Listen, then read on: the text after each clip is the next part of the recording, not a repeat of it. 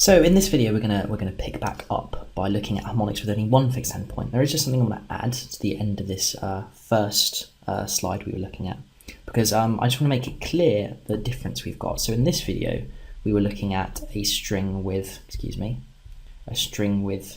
two fixed endpoints. And I did say this, but I just want to really spell it out that for this situation, the only ways we can generate have to have, and I said this over and over again, we need to have nodes at both ends of the string.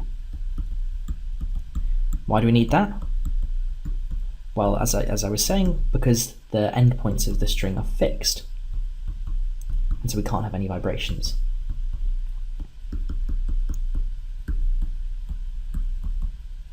No vibrations there.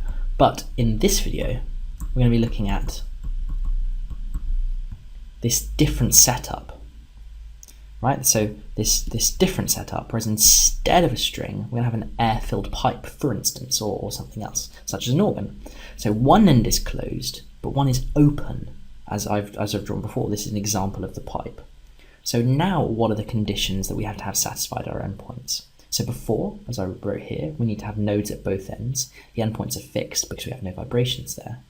Whereas in this one, well, one end is fixed, but the other end isn't. We could, we're free to have vibrations here. So what we need is we need a node at the closed end, so this needs to be a node. But here, we actually need an antinode. That is, we need maximum vibration here. So we're going to have no vibration at one end, but then an antinode, a maximum vibration at the other end. This is going to change the wavelength and frequencies of our harmonics. So before we had a certain set of harmonics generated, and this one we're going to have a different set.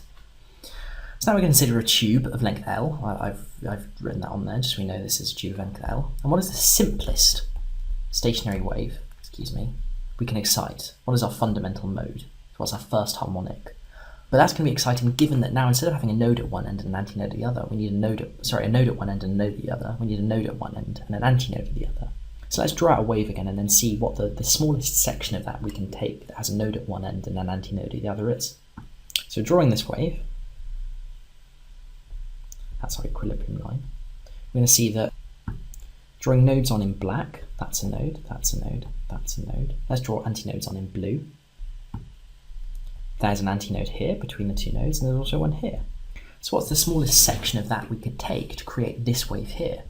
Well, we could take from here to here, that's a node to an antinode, but that is a bigger section, right? Really, the smallest section is to just take this bit of the wave, and that is the simplest wave we can excite, where we have a quarter of a wavelength, right? That's a quarter of the total wave. Hey guys, to continue watching this video and unlock hundreds of other super concise and exam board specific A-level physics videos, just click the Snap Revise smiley face.